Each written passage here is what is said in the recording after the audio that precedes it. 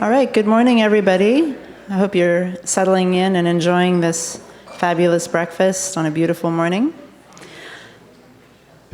Let's see if I can, there we go. Okay, good morning, and welcome to the third annual Future of Academic Affairs Forum. Can't believe this is the third time we've gathered around this time of year. So welcome and thank you for joining us this morning. I'm Allison Sanders. I serve as the Assistant Vice Chancellor for Academic Affairs and Chief of Staff to our EVC. So we're going to begin our time together this morning discussing a few topics that will be important this year as our campus comes together around the strategic plan refresh, or the refresh of the university strategic plan. In addition to highlighting the program for the day, I wanted to take a moment to let everyone know that we will be recording these sessions, and we will be posting those recordings on the EVC's website for those who would like to revisit what we talked about today, but also for those who could not attend. So to get us started this morning with some important context and thoughts, I'm pleased to introduce our Executive Vice Chancellor, Elizabeth Simmons.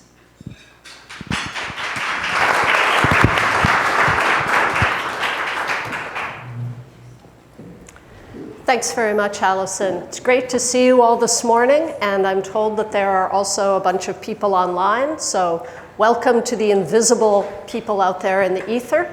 I'm glad you'll also be able to be part of our breakout groups. So, I'm just going to say a few words to kick things off. As Allison mentioned, we are at a point where it's time for a refresh of the strategic plan. And you all know that our strategic plan asks us to be student-centered, research-focused, service-oriented in order to best serve the state of California, which is our mission.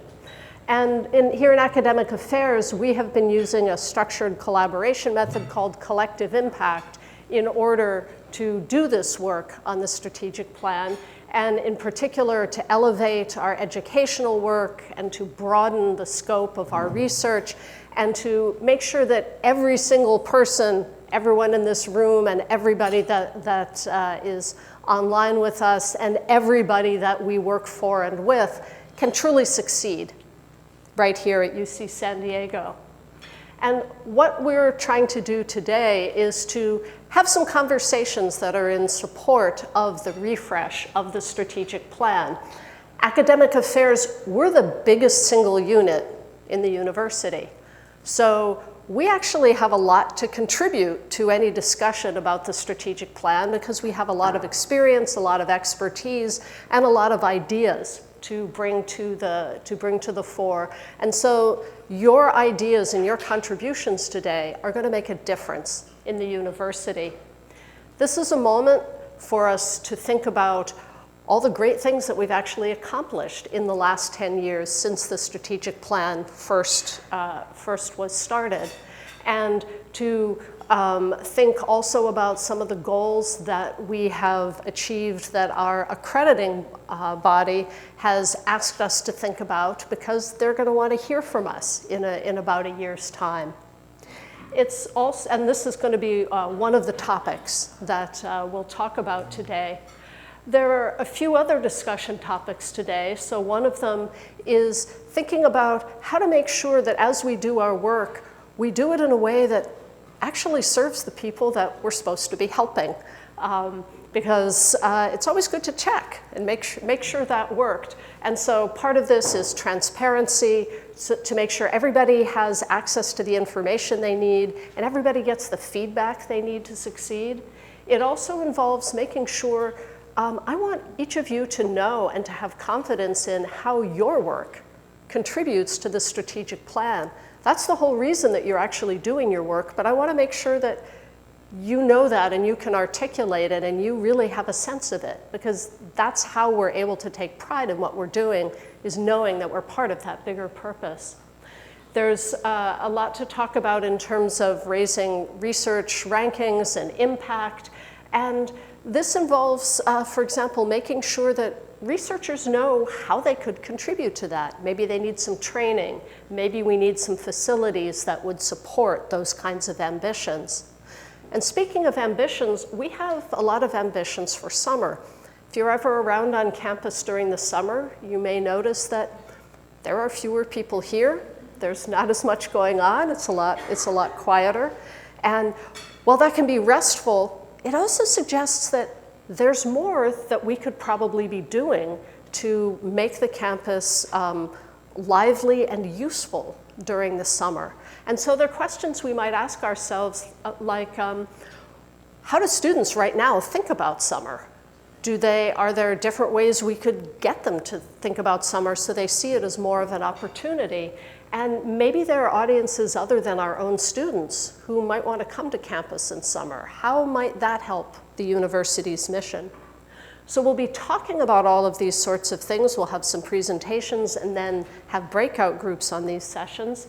But I wanted to just say one sort of word of reflection here. What underlies any work that we do to try to bring about change and improvement in the university has to start from communication, really honest and purposeful communication. And as I wrote in my recent blog post, this means a couple of things. One is, if you notice something isn't working right, tell somebody who might actually know how to fix it. And if you're the person who actually fixes something, make sure you let the person who brought it up know, because they may be worried that bringing it up was somehow, I don't know, disloyal or rude. And if you tell them, no, we fixed that, or we fixed as much as it's actually possible to fix right now, that really helps them and makes them feel like, okay, so next time I could also make a suggestion and know that it'll be well received. So we need communication to be bi-directional. I know it takes courage to speak up if you see something not working right. It could take courage to tell somebody you fixed something because maybe you couldn't do it exactly the way they wanted. Or maybe it took longer than you wanted and that's a little embarrassing. But if we can all be a little brave together and communicate with each other, then I think that we can do even more together to make the university the great place that we want it to be. So today, again, I'm really glad you're all here. I look forward to hearing your ideas and to making sure that they're part of the bigger strategic planning process that's going on in the university. So thank you very much. And now I'm going to introduce our first speaker, Senior Associate Vice Chancellor Bob Continetti.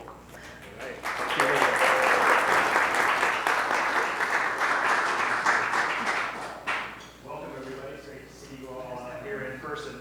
So with respect to service-oriented culture, one important thing is transparency. And I'm going to talk to you about some initiatives we're taking this year with respect to transparency in the academic personnel processes. So if we can go to the next slide. Of course, academic personnel, I mean, we are a university, and our academic employees are a critical part, and of course, academic personnel deals with all aspects of them. And of course, academic employees have complex career trajectories, and there's a lot of processes at the University of California that have been often opaque in the past, and that's where transparency comes in.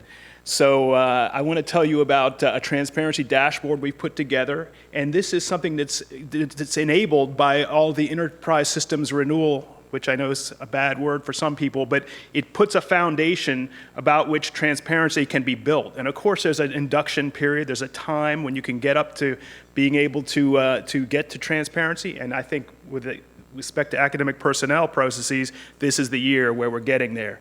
So the transparency dashboard I'll tell you about, and it's built on our use of Interfolio, RPT, and Faculty 180. These are tools we use for processing faculty files and following the workflow. I will also talk about the fact that we've now have gone to implement Koali tools to speed AP processes. And Koali is a tool that's used also in research affairs and other places across the university. And I think it's a tool that we can figure out how to get more transparency out of, and maybe that's something we'll discuss at our breakouts. But in AP this year, for the first time, we're really using quality tools for administrative appointments, return to active duty requests, course overload approvals, all the routine approvals that used to just disappear into the PDF ether now are being handled through this process. And of course, this is a year, artificial intelligence is being discussed everywhere since about the last 18 months, and there's no question that there are going to be AI applications in AP because facts are facts, and facts play an important role in academic reviews. So we're going to be setting up a ServiceNow implementation that's going to allow us to take advantage of Triton GPT and other things that are being worked on. But again, transparency is going to be key there. Like, people need to understand, how is AI being used and what is it being used for? The other thing that communication, Elizabeth talked about, is to hear what problems people have, what challenges they face, and to develop enhanced training. And with respect to academic personnel, this is something that's been realized across the system. And indeed, there's an academic personnel academy happening in February up in Irvine that's bringing people all from across the system. So these are all key elements of transparency. If we can move to the next slide, I want to really highlight the transparency dashboard, because I think that's our most important achievement so far. And of course, we need to carry this through and make sure that the data is accurate and it's something useful for all faculty. But here on this slide, you can see there's an APS website, and of course, it can always potentially be improved, but under faculty resources, there's a useful links for faculty, and then that points to our new transparency dashboard. And if we go to the next slide, we can see what the transparency dashboard looks like. It just brings together a lot of important links into one place. I mean, for example, a lot of people don't remember what their employee ID is. So if you go to UC Path, you can see it, of course. But there's a number of things we've brought together here, including a direct link to UC Path, the Faculty 180, which is going to be used for building biobibs, and that's in process. Bookstore resources for people who want to get their course materials ordered. But the transparency dashboard is in the upper left corner. It's the current academic reviews and employment history. And that's where people, if their review is in process, they'll be able to see exactly where it is in the process. Now, this is where the implementation of ESR systems has been so critical, because we can only do that because we're using the Interfolio engine for handling these reviews. And that's why we've had a soft rollout of that, but we're encouraging units to start put it into Interfolio earlier in the process so the whole process can be followed. And communication, again, EVC Simmons, I want you to know that Assistant Vice Chancellor Palmer has gone, I think at this point, almost to every single department on the campus to get feedback directly, to talk about these developments. Next slide. To talk about these developments and make sure we really make a real change in academic personnel transparency this year. So I'll be at the breakout sessions later, but of course, if things about academic personnel come up, you can, and these are the questions we'll be discussing later. And some of them are pertinent to APS, so about what could we do better with transparency, but what other kinds of transparency dashboards could be helpful across the university, and how can we, as a campus and across all areas, become more transparent and service oriented. So thank you.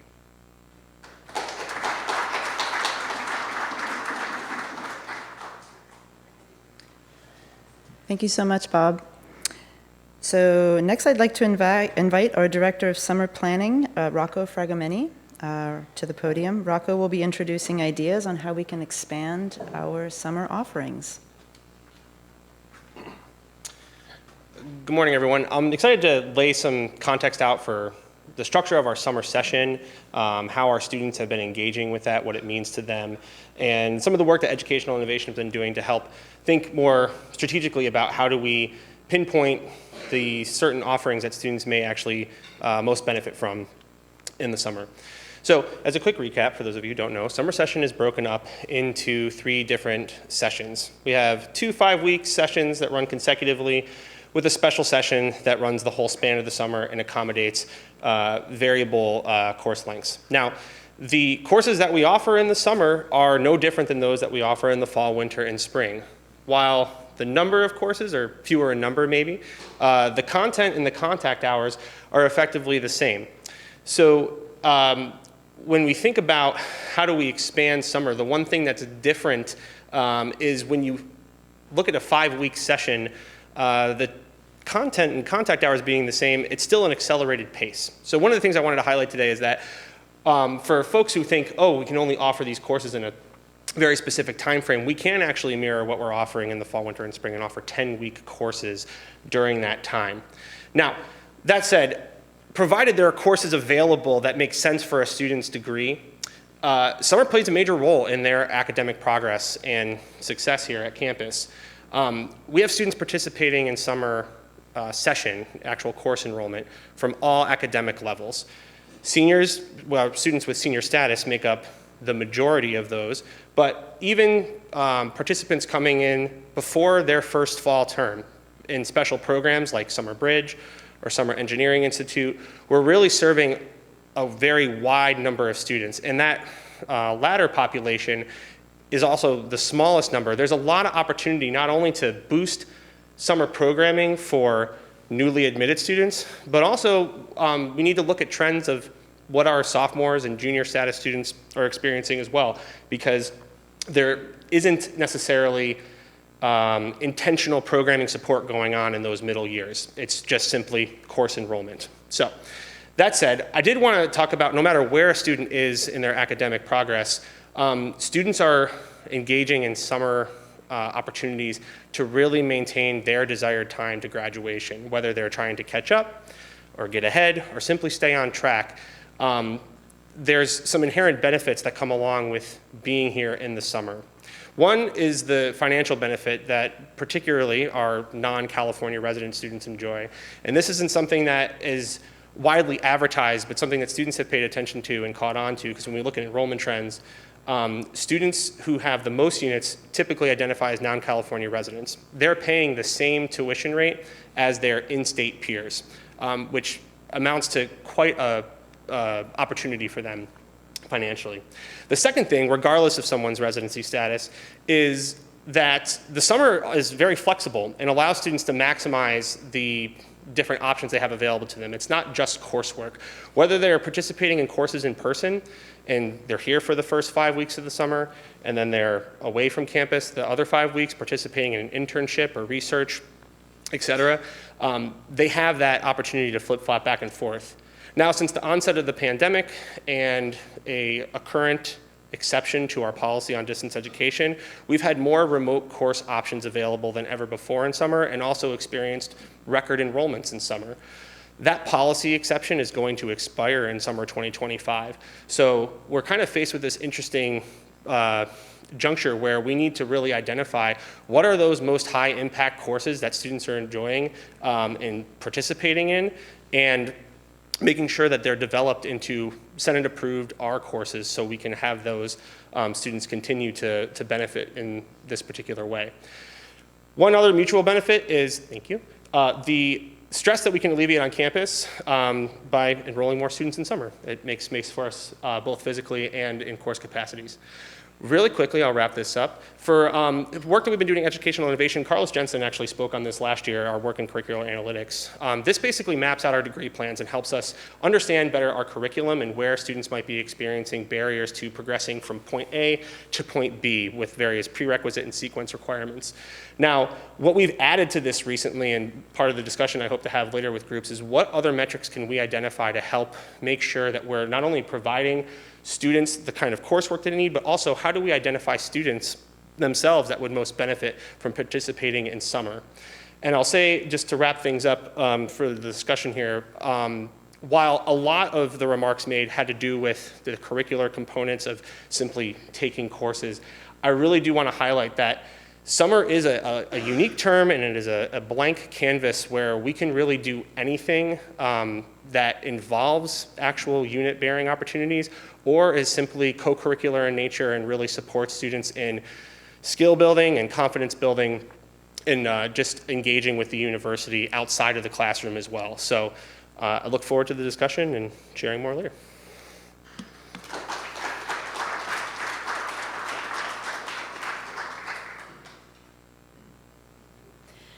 Thanks, Rocco, for taking us through some of these high-level thoughts, and look forward to the discussion that's coming up shortly. So next, I'd like to introduce our Dean of Undergraduate Education, John Moore, up to the podium. John will be taking us through how we can help prepare for the interim WASC report that's due in November of 2024. It's hard to believe it's right around the corner, as part of our accreditation process. John. Thank you. Thank you. Oh, I need this.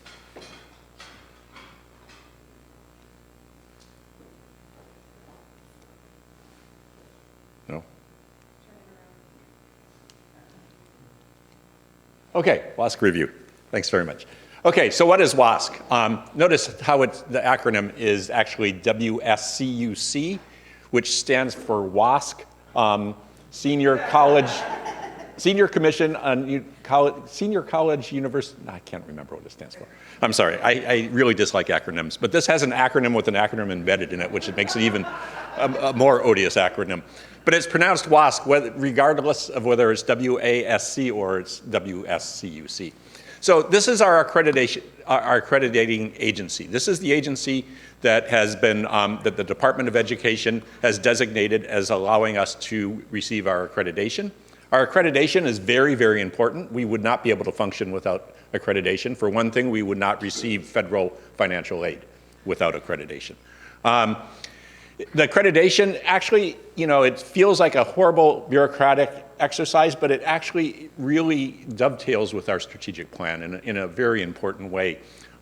It allows us to develop and sustain effectiveness in our programs. It assures that our educational community and the general public, the community and the general public, that our institution has met high standards. And so the accrediting process is a question of how are we meeting the standards. There is a whole cycle to accreditation, and I won't go through this in detail, but essentially we have a period of about a year or 2 years where we create a self-study, an institutional report. Then a committee comes and evaluates us. They write a report, and then the commission meets and they decide on our reaccreditation. And there's various outcomes. You can get reaccredited for 6 years. You could get reaccredited for 8 years. The most you can get reaccredited for is 10 years, and that is what we had in our last reaccreditation. But it's very common with a 10-year accreditation to also request an interim report 5 years in, and that's what we're looking at coming up in November.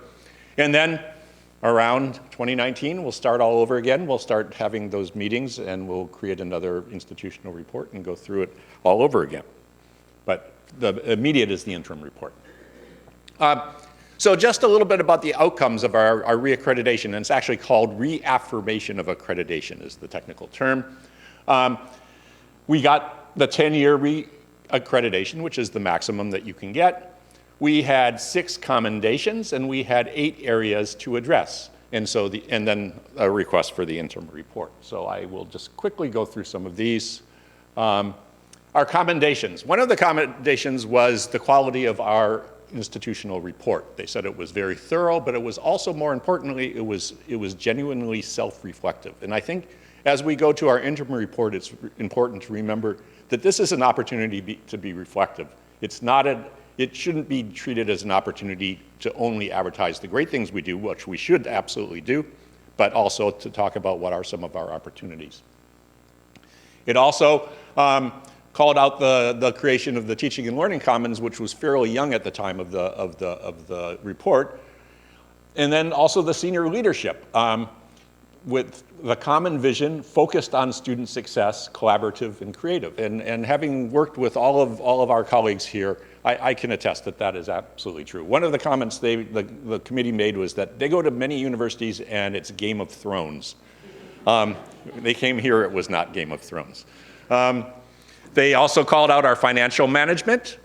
We are facing new challenges now, but we have a good deal of transparency there, and we had a good plan, and we were in fairly good footing at that point. It also talked about strengthening ties between the campus and the community, and it noted the trolley. And notice this was before 8th College had been even the idea of a community engaged college had even been floated. So we are continuing along that line as well.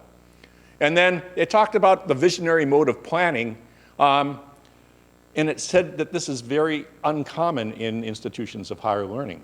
And so I think we do really think a lot about where we want to be moving as a university. So these were very, very good. But more important than the commendations are the areas to address, because these are things that we're going to address in the interim report. These are things we'll have to address in our next accreditation. But it's also things that we were already working on and already wanted to address. And so I'll just talk about them very quickly. I don't know if someone's keeping time, so I don't know. Okay, you let me know. Thank you. So I'll just go them quickly and also talk about some of the things that have happened since the report. So continue to improve graduation rates, get to 75% four-year graduation rate by 2030. Well, we got to 75, not this year, but the last year. We dipped a little bit this year. So we're really on in a good trajectory there. But then also eliminate equity gaps. Equity gaps are gaps that you see when you look at things like four-year graduation and you disaggregate by underrepresented status or first generation or Pell eligibility, and you find that not everybody's achieving that 75% four-year graduation rate, and that there are systematic differences. We've been very, very focused on this. As EVC Simmons mentioned, we have a collective impact approach towards addressing equity gaps. We have embedded addressing equity gaps in the accountability reports that Becky Pettit's office is working on, and also in the program reviews that the Senate requires all departments to go through. So we were working very hard on this. Continue to work on assessment for educational effectiveness and integrate with program reviews. And we have been meeting, we have a team that meets between the Commons and others every 2 weeks, and we talk about assessment, and we have grants that we offer faculty to do assessment, but more importantly, we have integrated those grants with the addressing of equity gaps. And so assessment now is really in the service of looking at equity gaps, and it is part of the program review process. I may not get through all 8 of these, so I will just talk about some of them. Assess the many diversity and student success programs. So they noted that we have lots and lots of programs, but we didn't show a lot of assessment, and how do we know which ones are working? Well, there has been a lot of assessment that's been done, both in student affairs and student retention and success, and in Summer Bridge, and in the Commons, and so there's a lot of work that's been done there. Resist pressure to increase enrollment targets. All right, so we have a new enrollment management strategy. A lot of our increase of enrollments came from not so much the targets going up, which have gone up somewhat, but not by a lot, but rather the huge unexpected yields that we had several years. We have those now under control, the yield under control. The targets are a complicated negotiation between us and the Office of the President and ultimately the state government. And so there's ongoing discussions. Diversify non-resident undergraduates. We have diversified that to some extent, but also we have a compact with the governor that is actually asking that we reduce the number of non-residents. So there's a complicated kind of situation there which we can discuss. Increase essential student life in academic programs, including mental health, OSD. We have made several increases there, and we're working on really collaborating with us, with advising around this. Act on the recommendations of the Holistic Teaching Effectiveness Report. We had an implementation group, and now we have a standing committee. We've rolled out a new set of student evaluations, and we are now having opt-in for the portfolio review, and we will be moving towards the portfolio review soon. Finally, address the cap major issue. They heard this very loudly from the students, and I'm at time, but we have had 3 committees working on that, and we have made some progress there. So we will be drafting this report this quarter, or this quarter next. Thank you very much.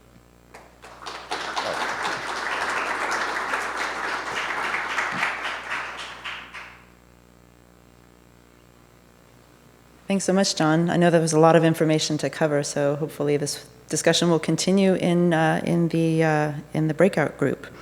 So now I'd like to introduce Vice Chancellor for Research and Innovation, Corey P. Gesa, to join us at the podium. She'll be talking about UC San Diego's status as a research and innovation leader and how we continue to support the expansion of our research into the future. Thank you, Allison. Thank you, everyone here in person and remotely. And it's really always exciting for me to talk about research, and especially going into a strategic planning period. It's an ideal time because we are so strong in research. But I sense you all are experiencing that it's a lot. We feel a little stressed. We feel like there's a lot of demands on our time. The research world is getting increasingly complex, both the challenges that we want to solve and the compliance, integrity, partnership issues to carry out that research. So it is a perfect time to think about how do we want to do our research to maximize the impact and the fun and creativity along the way. So we have had enormous growth in our research program. We are now at $1.76 billion in external funding. And we are well regarded and ranked for all of this. One that you might not know that I'll just point out, the one is the third ranking from Autumn, which is the professional organization for tech transfer and innovation in universities. We rank third in the nation for the number of startups.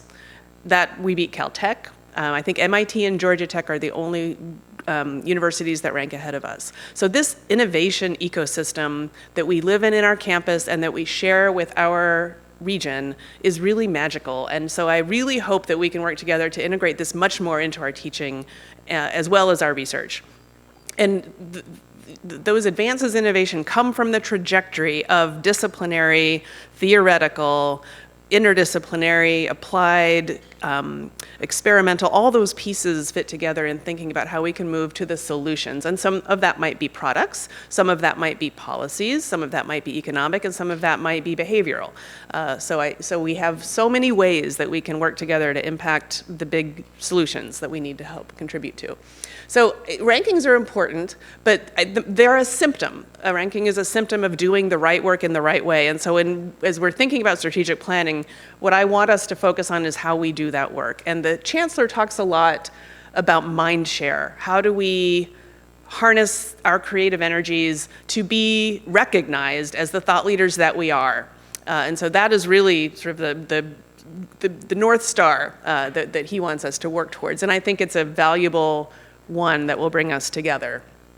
So our success will be doing, the right work, which is the work that we choose to do together, and doing it in the right way. So making sure we're compliant and ethical, but also that we are informed and engaged in solving the right problems to advance knowledge, to advance discovery, and to contribute to some of the really complex issues that our research can help solve.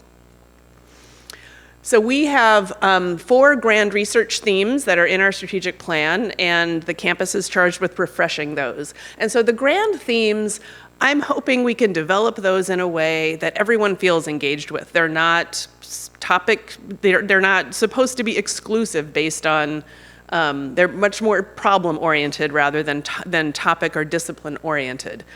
So the challenges, and one that we'll start talking about today, are how do we refresh these? Do we need to add some? Do we need to change the wording in some? But without starting over, because we are not a completely different campus. We are an evolved campus from when we set these up. So how do we refresh these to reflect who we are today is one thing that we'll talk about today.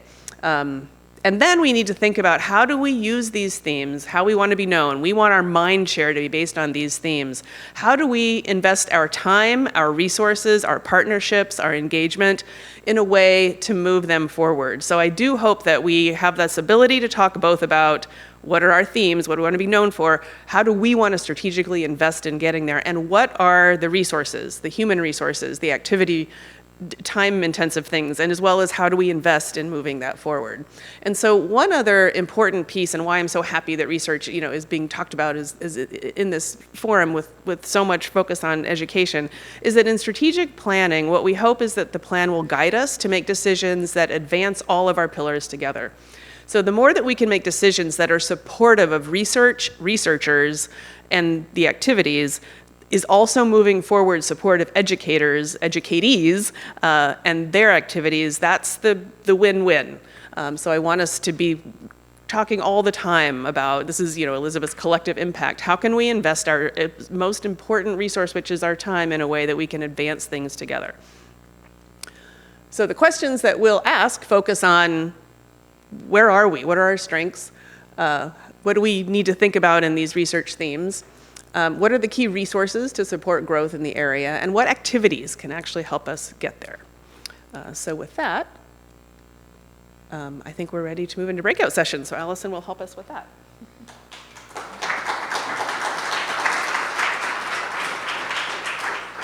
Thank you so much, Corey. So now is the time we'll ask everyone to move into breakout rooms, or tables or rooms, depending on your topic. There are, as you can see, tables set up for discussion purposes in this room. We'll have about 20 minutes for these conversations. I know that's a lot, but we have assigned facilitators and note takers for each table discussion and room discussion.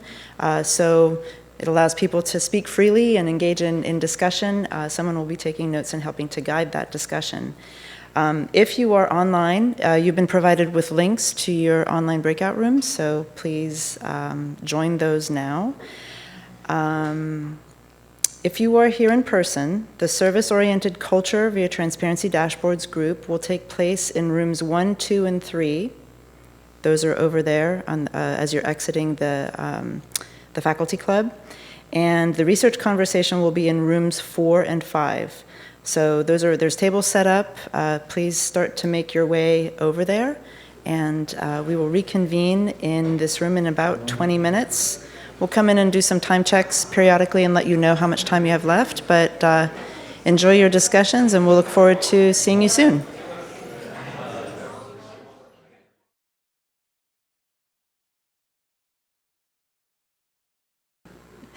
Okay, welcome back, everyone. We're going to give, we're going to go through some of the summaries of the discussions that took place.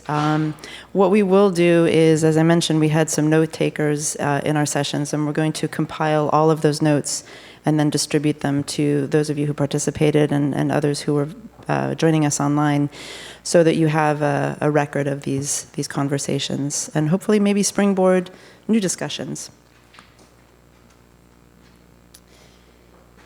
So, for transparent, service-oriented administrative culture. So, I'm going to read through some of the bullet points, and hopefully if we have a few minutes at the end, if anybody wants to make some additional comments, we can do that. Again, we'll share the broader notes with the group. Efficiency dashboards are useful in transactional processes. It's important to be intentional about what kinds of transparency might be required. Not all transparency is, I guess, equal. Providing context for the information is also incredibly important, and extending to administrative dashboards for recruitment processes. So the use of this philosophy and perspective in transparency could extend to other kinds of dashboards that we could use across campus. For expanding summer offerings, priorities for course offerings obviously would be connected to faculty availability. If you don't have people to teach the courses, you can't offer them. Setting up summer similar to other quarters, many opportunities are available in addition to summer courses. Some of you might recall that the UC back in the 1960s adopted the fourth quarter as the summer quarter. That was the intention, to deal with enrollment impacts back in the day. So the fourth quarter being the summer quarter. Flexibility to capture the many opportunities already on campus and making those available to everyone. Those matriculated students and non-matriculants as well.